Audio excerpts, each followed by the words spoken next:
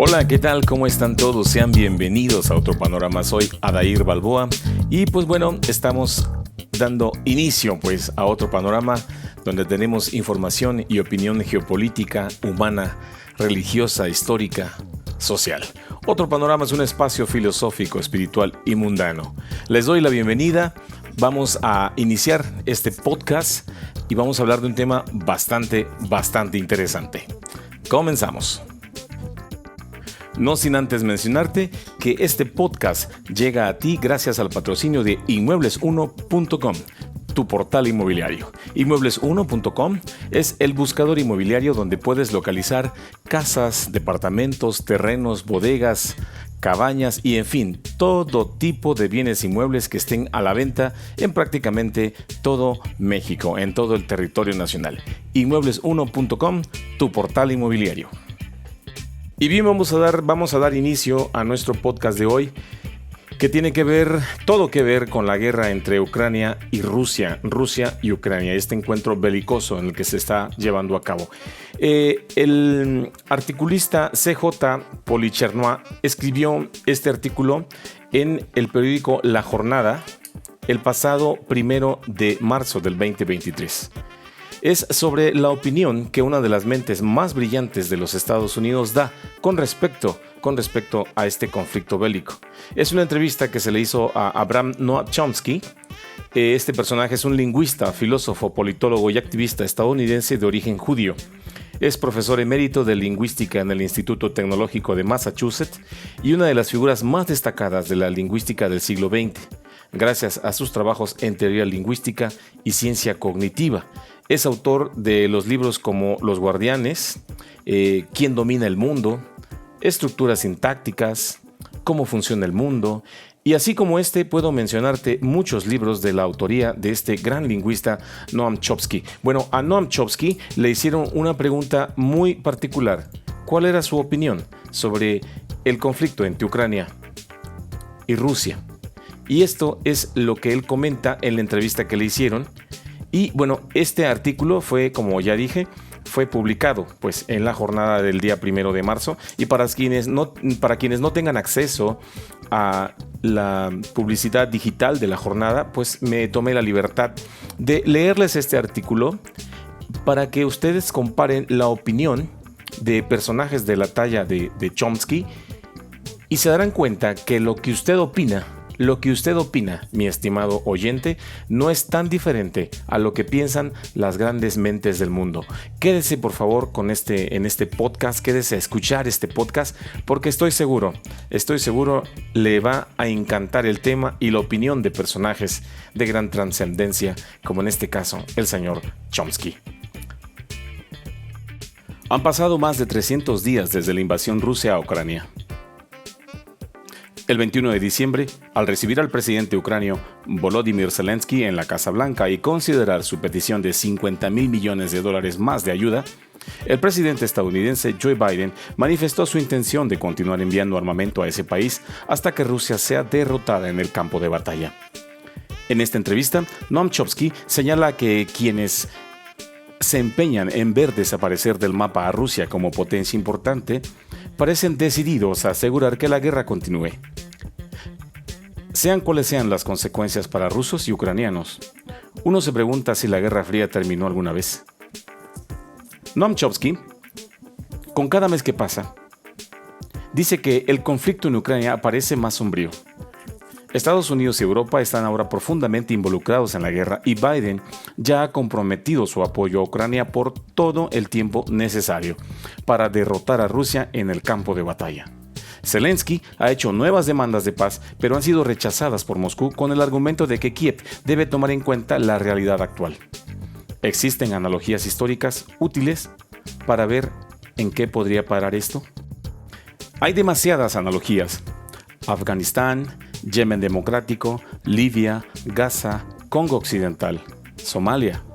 Y esto solo en cuanto a los horrores actuales en los que Estados Unidos y sus aliados tienen un papel primordial o al menos sustancial en perpetrarlos y sostenerlos. Sin embargo, esos ejemplos no se citan cuando se habla de Ucrania en los círculos de gente bien educada, afectados por la falacia de que nosotros nosotros no somos ellos. Por lo tanto, son intentos que salieron mal. No somos reencarnaciones de Hitler. Como esta es una verdad a priori, no está sujeta a mayor discusión que 2 más 2 son 4. Estas analogías ofrecen algunas tristes indicaciones de cómo podría terminar esta guerra, que no termine hasta que la devastación sea tan extrema que ya no queramos siquiera pensar en ella. Por desgracia, eso parece más que probable conforme pasan los días. Yo no me considero de ninguna manera un experto en asuntos militares. Sigo a los analistas militares y veo que la mayoría exhiben demasiada confianza con conclusiones opuestas. No es la primera vez. Sospecho que tal vez el general Miles, ex jefe del Estado Mayor Conjunto, tenga razón al concluir que ninguno de los bandos puede obtener una victoria militar decisiva y que el costo de continuar la guerra es enorme para ambos, con muchas repercusiones. Si la guerra continúa, Ucrania será la víctima principal. El armamento avanzado estadounidense puede sostener un impasse en el campo de batalla a medida que Rusia envía más tropas y equipos, pero ¿cuánto puede tolerar la sociedad ucrania ahora que Rusia, después de muchos meses, ha transitado hacia el estilo de guerra de Estados Unidos y Gran Bretaña, atacando directamente infraestructura, energía, comunicaciones, todo lo que permite que la sociedad funcione? Ucrania enfrenta ya una importante crisis económica y humana. Los funcionarios del Banco Central temen que la gente podría huir por millares del país y llevarse su dinero, lo cual podría derrumbar la divisa nacional cuando los emigrantes traten de cambiar sus grivnas ucranias por euros o dólares. Por fortuna, es probable que los ucranios étnicos que emigren sean aceptados en Occidente. Se les considera casi blancos, a diferencia de aquellos a los que se les deja ahogar por millares en el Mediterráneo cuando huyen de la destrucción europea de África, o se les obliga a regresar a los estados terroristas apoyados por Washington. Si bien muchos quizá puedan escapar, como van las cosas es probable que la destrucción de una sociedad viable en Ucrania continúe su terrible curso. La charla sobre armas nucleares se da casi por completo en Occidente. Aunque es fácil pensar en subir más escalones en el conflicto, las menciones como de pasada en Estados Unidos sobre una guerra nuclear son estremecedoras, desastrosas. Se ha vuelto común hablar de una guerra cósmica entre la democracia y la autocracia, la cual provoca el ridículo fuera de los círculos educados de Occidente. En otras zonas, la gente es capaz de observar los hechos patentes de la historia pasada y presente, y no está tan inmersa en las invenciones doctrinarias como para quedar ciega. Lo mismo sucede con los cuentos pergeñados en la propaganda occidental con respecto a los planes de Putin de conquistar Europa y más allá, los cuales crean temores que coexisten fácilmente con el regodeo sobre la demostración de incapacidad e incompetencia militar de Rusia de conquistar siquiera poblaciones situadas a pocos kilómetros de la frontera. Es antagónico. Orwell lo llamó pensamiento doble, es decir, la capacidad de sostener dos ideas contradictorias en la mente y creer con firmeza en ambas. El pensamiento doble occidental es alimentado por la industria de las artes adivinatorias, que busca penetrar en la mente retorcida de Putin, distinguiendo toda clase de perversidades y grandes ambiciones. La industria revierte los descubrimientos que hizo George Bush cuando miró a Putin a los ojos, vio su alma y reconoció que era buena. Y está tan bien fundamentada como las instituciones de Bush. Recursos preciosos que se necesitan con desesperación para evitar la crisis climática se desperdician en la destrucción, en una guerra. Europa recibe una paliza al ver rota su relación natural con Rusia y también ver dañados sus vínculos con el naciente sistema de base China. Es una pregunta abierta si Europa, en particular el sistema industrial basado en Alemania, aceptará declinar al subordinarse a Washington. Estos sí que son temas de largos alcances. Ese prospecto va más allá de Ucrania a Rusia. La virtual declaración de guerra de Biden a China, con sanciones contra sus exportaciones de tecnología que utilizan componentes o diseños estadounidenses, es un duro golpe a la industria europea, en particular a la industria de fabricación de chips avanzados en los Países Bajos. No está claro hasta ahora si los industriales europeos están dispuestos a pagar los costos del esfuerzo estadounidense por impedir el desarrollo económico chino. encubierto como de costumbre en términos de seguridad nacional que solo los partidarios más leales del gobierno pueden tomar en serio. Entre tanto, Estados Unidos obtiene enormes ganancias en distintas formas. En geopolítica, por la discusión autodestructiva de Putin de empujar a Europa hacia el bolsillo de Washington, al pasar por alto posibilidades muy reales de evitar su agresión criminal. Pero también en otras formas, por supuesto. La población estadounidense no se beneficia, más bien quienes están al mando. Las industrias de combustibles fósiles, las instituciones financieras que invierten en estas, los productores industriales, los semimonopolios agroindustriales y en general, los amos de la economía que apenas si logran controlar su emoción, su euforia por las crecientes ganancias, que alimentan la inflación con los aumentos de precio, no olvidemos eso, y grandes perspectivas de seguir destruyendo la sociedad en la Tierra con la mayor diligencia. Es fácil entender por qué casi todo el mundo pide negociaciones y un arreglo diplomático, incluyendo la mayor parte del mundo, según indican las encuestas. Los ucranios decidirán por sí mismos. En cuanto a su preferencia, tenemos claras indicaciones del gobierno, pero sabemos poco de la población ucrania.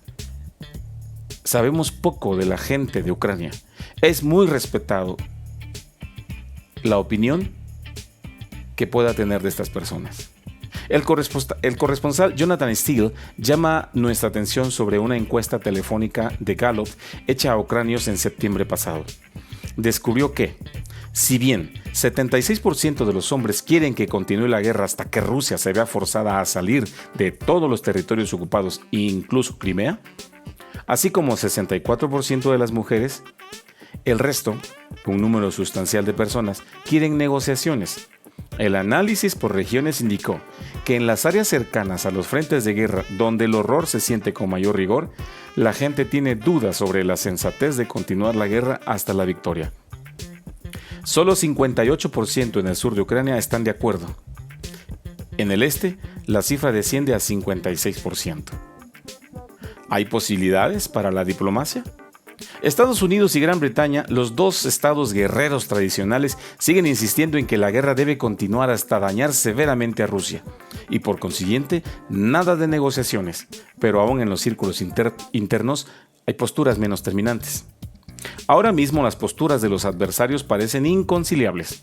No sabemos si es posible volver a las posturas de marzo pasado, cuando, según fuentes ucranianas de izquierda, Ucrania había anunciado propuestas a la reunión de Estambul del 29 de marzo, que incluían el retiro de las tropas rusas hasta la línea del 23 de febrero y el aplazamiento de la discusión relativa a Crimea y Donbass.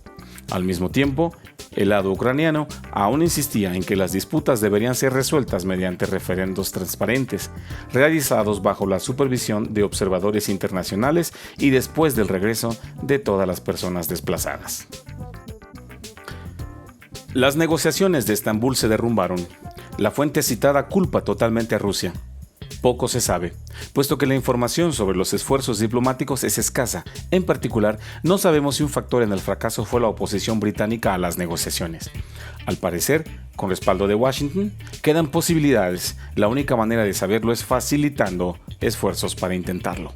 Por lo menos podríamos quitar los obstáculos que Estados Unidos ha levantado, temas que hemos revisado en detalle, y podemos intentar promover una zona de discusión abierta sobre estos temas, libre de berrinches y posturas heroicas sobre nobles principios que pasan por alto los hechos y las consecuencias al daño humano. Hay muchas dificultades y peligros, pero es difícil ver que otro curso de acción pueda salvar de la catástrofe a Ucrania, y mucho más. El canciller alemán Scholz ha descrito la guerra en Ucrania como un intento estratégico de Vladimir Putin para recrear el imperio ruso, y afirmó que las relaciones con Moscú se restablecerán cuando el conflicto termine y Rusia haya sido derrotada. ¿Acaso hay evidencia de que Putin está interesado en revivir un imperio? ¿Y qué ocurre si Rusia no es derrotada en el campo de batalla? De hecho, ¿será que el conflicto de Estados Unidos y la OTAN con Rusia muestra que la Guerra Fría nunca terminó? Scholz de seguro sabe más de lo que dice. Piense uno lo que sea sobre las miras de Rusia en la guerra, fueron explícitas y mucho más estrechas, y ni modo que Scholz, que está bien informado, no lo sepa bien. La industria de las artes adivinatorias se ha agarrado de algunos comentarios ocasionales de Putin, por lo regular tomados fuera de contexto para conjurar imágenes aterradoras de Rusia en campaña. Eso requiere una impresionante subordinación al pensamiento doble, como ya lo dijimos al principio. La Guerra Fría terminó brevemente cuando la Unión Soviética colapsó. Las negociaciones de Gorbachev con Bush padre, apoyadas por Alemania, proporcionaron una base para escapar de su legado. Las esperanzas no sobrevivieron mucho tiempo. No deberíamos pasar por alto que el fin de la Guerra Fría también disipó por breve tiempo las nubes ideológicas. Los documentos oficiales reconocieron de manera indirecta que la Guerra Fría fue en una gran medida un acuerdo básico entre las superpotencias para permitirles usar la violencia cuando fuera necesario para controlar sus dominios. Para Rusia, Europa Oriental; para Estados Unidos, gran parte del planeta. Por tanto, el gobierno de Bush padre, reconoció oficialmente que tenemos que mantener fuerzas de intervención apuntadas hacia Medio Oriente, donde los problemas graves no podían dejarse en la puerta del Kremlin.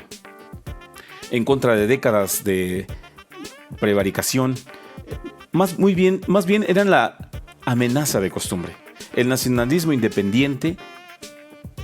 Eso no cambió, aparte de la necesidad de diseñar nuevos pretextos, porque las amenazantes hordas rusas se habían desvanecido.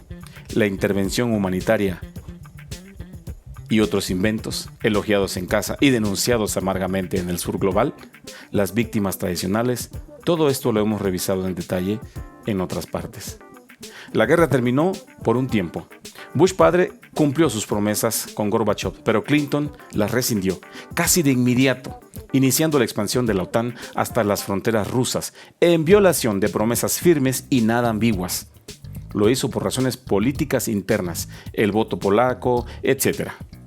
Como explicó a su amigo Boris Yeltsin, no debería haber razón para revisar de nuevo el resto de esa sórdida historia hasta nuestros días. La esperanza de un hogar común europeo, sin alianzas militares, la visión de Gorbachev, tolerada por Bush padre, fue socavada por Clinton y se desarrolló entonces una suerte de guerra fría que ahora se vuelve peligrosa en extremo. El ex canciller alemán Angela Merkel hizo muchos comentarios reveladores en una entrevista con el periódico Die Zeit. Señaló que los acuerdos de 2014 en Minsk intentaban dar tiempo a Ucrania para fortalecerse, con lo cual admitió que Kiev no iba a implementar el acuerdo de paz y que el plan era armar a Ucrania para un conflicto en gran escala con Rusia. En caso de fraude diplomático, de ser así, ¿sería un fundamento legítimo para establecer un tribunal internacional? No sabemos qué tenía Angela Merkel en su mente. Sabemos que ni en el registro histórico ni en el diplomático hay bases para sus afirmaciones. Me inclino a coincidir que el estatuto comentarista que publica bajo el nombre de Luna de Alabama, quien afirma que Merkel está sometida a críticas muy severas no solo en Estados Unidos, sino en su propio partido conservador, ahora se propone justificar sus decisiones pasadas, así como las malas consecuencias actuales en Ucrania. Mi intención es que está inventando todo. Por desgracia, también causa un grave daño. A continuación, el autor realiza un análisis de los textos para justificar su conducción, que es lo más plausible que he visto. No creo que haya fundamento para un tribunal internacional. Lo más probable es que sea solo un caso de una figura política tratando de justificarse en un clima extremadamente tóxico. En los 2 meses pasados o algo así, Rusia ha estado lanzando ataques masivos contra la infraestructura energética de Ucrania. ¿Cuál es el incentivo estratégico detrás de estas espantosas operaciones militares que sin duda deben calificar como crímenes de guerra? ¿Y cuáles podrían ser las implicaciones de los ataques ucranianos en suelo ruso en lo que respecta a los esfuerzos diplomáticos por poner fin a la guerra? No creo que haya fundamento para un tribunal internacional. Lo más probable es que sea solo un caso de una figura política tratando de justificarse en un clima extremadamente tóxico. En los 2 meses pasados o algo así, Rusia ha estado lanzando ataques masivos contra la infraestructura energética ucraniana. ¿Cuál es el incentivo estratégico detrás de estas espantosas operaciones militares que sin duda deben calificar como crímenes de guerra? ¿Y cuáles podrían ser las implicaciones de los ataques ucranianos en suelo ruso, en lo que respecta a los esfuerzos diplomáticos por poner fin a la guerra? Como hemos visto antes, los estrategas estadounidenses y británicos esperaban que Putin ocupara Kiev en pocos días. Como según parece, Rusia preveía también lo mismo. Se informó de planes para crear un gobierno ucranio en el exilio, dado a que su capital Kiev iba a ser invadida en pocos días. Ambos lados subestimaron severamente la voluntad y capacidad de Ucrania de resistir a una agresión, además de sobreestimar radicalmente el poderío militar ruso. Los analistas militares estadounidenses y británicos también expresaron sorpresa de que Rusia no lanzara una guerra como la que sus países acostumbran. Y cuando digo sus países me refiero a Israel, Estados Unidos y la Gran Bretaña, en el que recurren de inmediato a lo que usted llama espantosas operaciones militares. No era difícil de predecir, como lo hicimos durante meses, que tarde o temprano Rusia recurriría a estas tácticas, que son destruir rápidamente todo lo que sostiene una sociedad viable. Ahora lo está haciendo y provoca el horror justificado de las personas decentes. Destruye hospitales, destruye maizales, destruye campos de trigo, destruye infraestructura, destruye autopistas, destruye todo lo que hace que una sociedad funcione con sus ataques. Nosotros, el incentivo es claro, en especial después de las derrotas rusas en el campo de batalla, destruir la economía y la voluntad de resistir. Todo eso nos resulta conocido. En definitiva, son crímenes de guerra, ya sean en Irak, ya sean en Gaza, ya sea en Yemen democrático, ya sean en Somalia o ya sean en Ucrania. No es sorprendente que Ucrania busque devolver los ataques. Hasta ahora el gobierno estadounidense, al parecer por consejo del Pentágono, busca restringir esas reacciones, pues no comparte la disposición a ver estallar el mundo en llamas que muchos comentaristas expresan en el actual ambiente enloquecido. Las cosas pueden fácilmente empeorar. Un nuevo giro es que Washington plantea enviar sistemas antimisiles Patriot a Ucrania. ¿Quién sabe si puedan funcionar? Requieren una sustancial cohorte militar. Creo que unas 80 personas, lo que presumiblemente incluiría capacitadores estadounidenses. Funcionen o no, serían un blanco natural para los ataques rusos, incluso durante la instalación. ¿Y entonces qué? Cualquier intensificación es muy peligrosa en sí misma y no puede más que impedir cualquier débil oportunidad que exista para los esfuerzos diplomáticos por evitar una catástrofe aún peor. Y esta es la opinión de uno de los grandes activistas norteamericanos, Abraham Noam Chomsky, lingüista y filósofo. Vea la opinión que él tiene con respecto al conflicto ucraniano-ruso. Y ahora compárelo con su opinión. Y va usted a notar, en muchos casos, no en todo por supuesto, que lo que usted opina no es tan diferente a lo que opinan las grandes mentes del mundo, incluso estadounidenses. ¿Qué podría esperarse entonces de la opinión de algún filósofo o lingüista ruso o incluso mexicano? Al final, creo que todas las personas y todos los seres humanos llegamos a la misma conclusión. El camino y la destrucción no es la guerra. Entonces, al parecer, estamos obedeciendo a intereses de unos cuantos, a intereses de unos pocos, o al menos eso es lo que parece. Pero creo que siempre la mejor opinión va a ser la suya. ¿Usted qué opina? ¿Realmente la guerra es necesaria? ¿Realmente Rusia y Putin son unos tiranos que lo que quieren es invadir todo lo que es Europa y controlar el mundo? ¿O simplemente es un pretexto más para que los Estados Unidos y su cohorte y aliados hagan un gran negocio vendiendo armas al por mayor a Ucrania a costa de la vida de inocentes ucranianos y rusos, porque son finalmente la sociedad rusa y la sociedad ucraniana quienes están pagando las consecuencias, quienes están poniendo los muertos. ¿Realmente vale la pena? ¿Realmente hay un interés genuino por tener una sociedad mejor? ¿O realmente simplemente es un negocio para hacerse más y más ricos? La mejor opinión siempre va a ser su opinión. Le agradezco mucho que me haya acompañado hasta esta parte de este podcast. Espero que nos veamos muy pronto en otro panorama. Soy Adair Balboa. Queda usted bien informado.